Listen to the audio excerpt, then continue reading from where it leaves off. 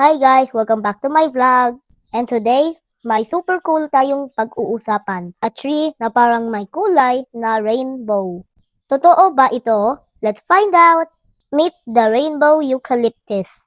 Isa ito sa pinaka-colorful na puno sa buong mundo. Makikita ito sa mga bansang tulad ng Philippines, Indonesia at Papua New Guinea. Pero, bakit siya makulay? Hindi siya pininturahan, ha? Habang tumatanda ang balat ng puno, nagbabalat ito.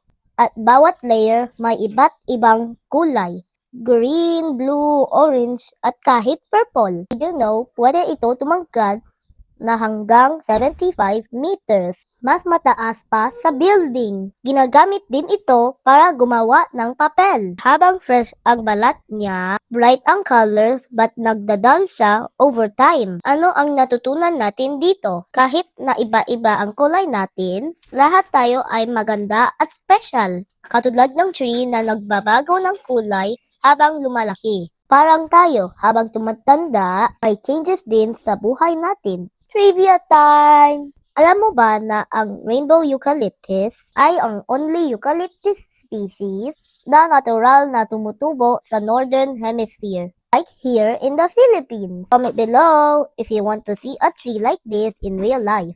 This is Argus reminding you, stay curious, stay colorful, and keep learning. See you in the next vlog. Bye!